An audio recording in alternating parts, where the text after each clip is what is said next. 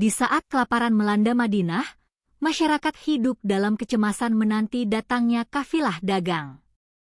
Makanan dan barang-barang semakin langka, dan harapan hanya ada pada kafilah yang membawa kebutuhan pokok. Di tengah ketidakpastian itu, Jumat tiba, hari penuh nilai dan cahaya spiritual bagi kaum muslimin. Rasulullah Muhammad SAW berdiri memberikan khutbah Jumat di masjid, menenangkan ruh dan mempererat persaudaraan. Tiba-tiba, suara rombongan kafilah bergema di luar membawa barang dagangan yang telah lama ditunggu.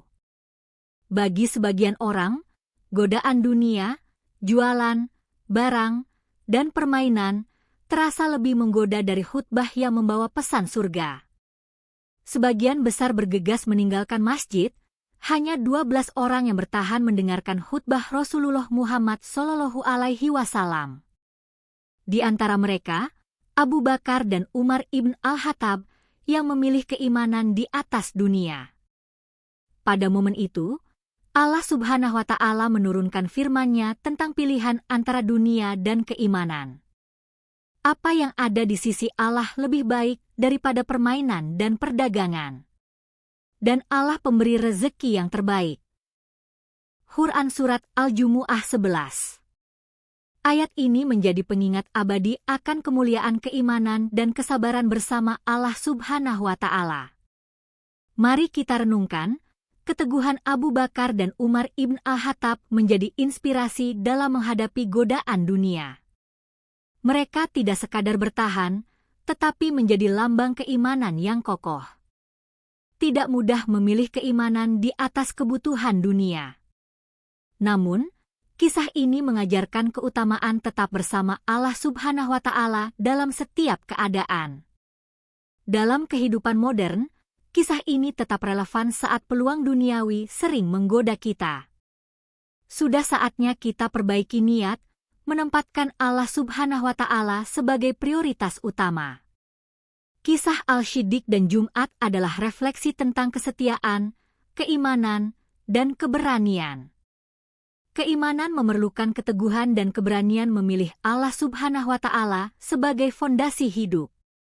Bayangkan jika Rasulullah Muhammad SAW berdiri tanpa mereka yang teguh. Warisan spiritual bisa hilang. Karena keteguhan mereka, warisan spiritual tetap terjaga hingga kini. Bukan seberapa besar godaan dunia yang datang, tetapi seberapa kokoh hati kita mengutamakan Allah Subhanahu wa Ta'ala. Pilihan Abu Bakar dan Umar ibn al-Khattab adalah contoh sejati dalam perjalanan iman.